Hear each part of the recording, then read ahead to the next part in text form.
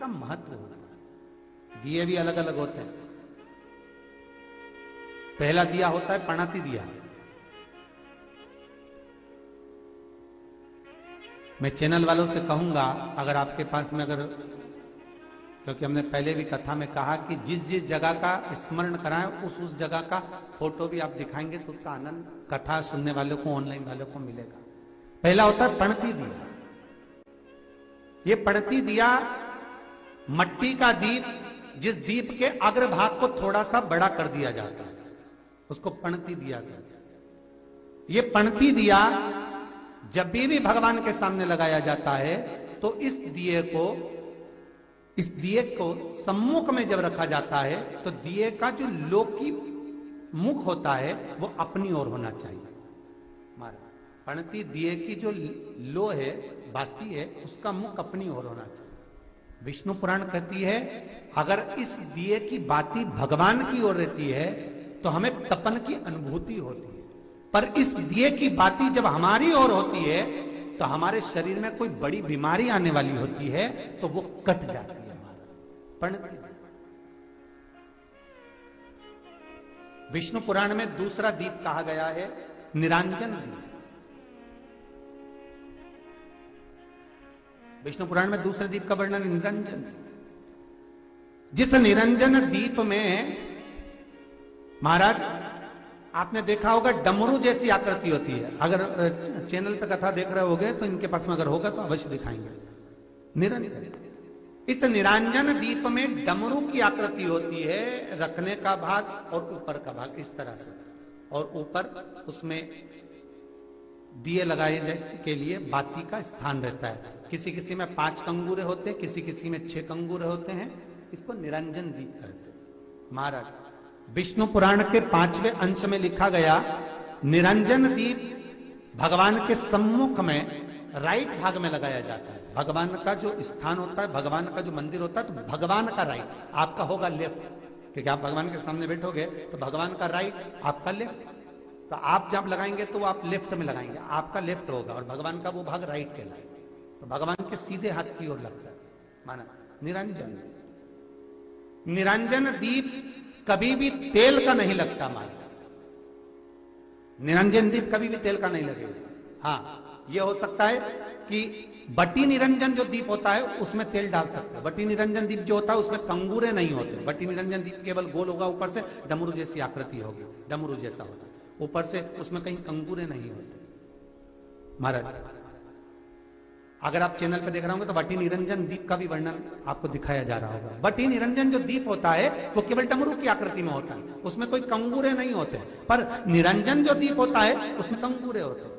तो जो निरंजन दीप होता है उसमें कभी तेल नहीं डाला जाता। निरंजन दीप को हमेशा घृत से ही लगाया जाता है। पर बटी निरंजन जो दीप होता है उसमें आप तेल डाल सकते हैं। बटी निरंजन दीप जो लगाएंगे वो तेल का लगा सकते हैं, पर निरंजन में कभी तेल नहीं डाला जाता। क्यों नहीं डालते? विष्णु पुराण कहती है निरंजन दीप के अंदर अगर तेल की बाती लगाकर लगाया जाता है तो 1 रुपया कमाते हैं, 1.25 रुपये खर्च होगा। घर में 10 लोग भी कमा कर लाएंगे तो पैसा नहीं दिखेगा, घर में रुपया टिकता नहीं है। अर्थात निरंजन दीप में आप तेल की बाती लगा रहे हो, ये सिद्ध हो चुका है।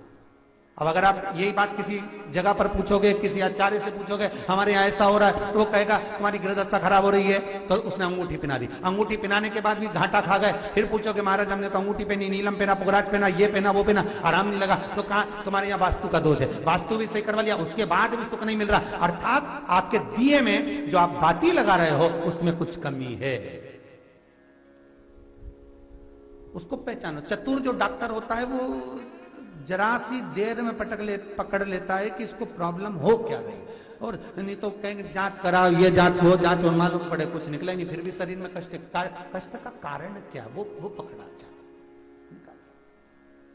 मतलब आप 1 रुपया कमा रहे हो, 1.25 रुपया अगर खर्च हो रहा है तो निरंजन जो दीप है उसमें तेल की बाती लग रही है, ये पक्का है, ये पक्का है।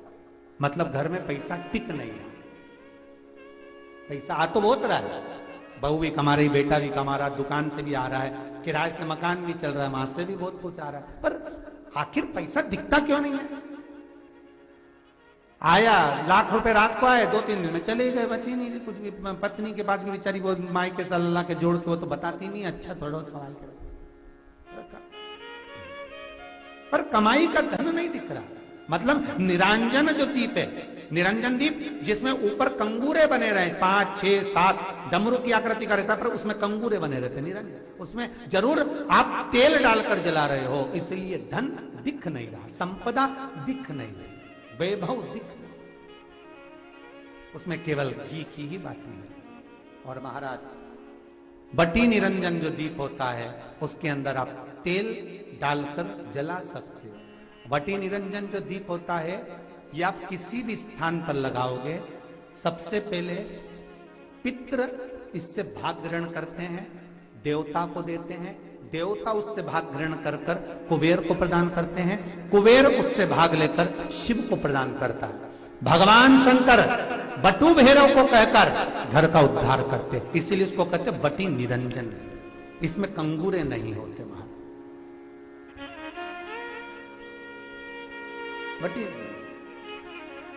एक कुबेर निरंजन भी होता है, दिए में स्टैंड होता है, पकड़ने की जगह होती है, आगे उसमें चोंच लगी रहती है, उसको कुबेर निरंजन दीप कहते हैं। कुबेर निरंजन दीप महाराज जब भी जलाया जाता है, इस तरह का दिया अगर किसी के घर में हो कुबेर निरंजन, जिसमें स्टैंड होता है, ऊपर होता है, थोड़ा लंबा होता है, आगे लंबाई निकली रहती है। कुबेर निरंजन टीवी पर आप दर्शन कर रहे होंगे, तो कुबेर निरंजन जो दीप होता है उसमें आगे भाग लंबा रहता है और पकड़ने का स्थान होता है। तो कुबेर निरंजन दीप घी का लगाओ चाहे तेल का लगाओ, उसमें लौंग या काली मिर्च, काली तिल या चावल, पूजन वाली जगह में जो चावल रखे उसका 2 दाना चावल का या फूल की पत्ती, कुछ भी उस कुबेर निरंजन दीप में डालना जरूरी होता है, जिससे हमारे घर में भंडार सदा भरा रहे।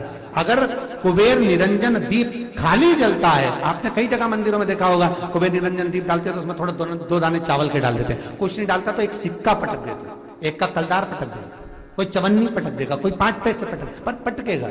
कुबेर निरंजन दीप खाली नहीं, समृद्धि देगा। महाराज आनंद की अनुभूति कराएगा, सुख को देगा। मट्टी के जो गोल दिए होते हैं, माटी के, महाराज इन गोल दिए का जो प्रमाण हमारे यहां शास्त्र कहता है, ये चहो दिशा को सुख प्रदान करने वाले होते हैं। इसकी बात ही आप कहीं पर भी लगा सकते हैं, किसी भी स्थान। आटे का जो दिया बनाते हो घर के अंदर, कभी आपने पूजन करी होगी तो आटे के दिया बनाओगे। अभी आप वैकुंठ अपने कार्तिक पूर्णिमा के दिन विसर्जन करने जाओगे, घाट पर लगाने जाओगे आटे का दिया, तो आटे का जो दिया लगाते हैं, इसकी बाती हमेशा याद रखो कि अगर 4 दिए लगा रहे हो तो चारों दिशा में बाती होना चाहिए उसकी, मतलब बाती एक ही रखो पर 4 दिए को 4 दिशा की ओर निर्मित कर रख दीजिए, उसका मुख उधर।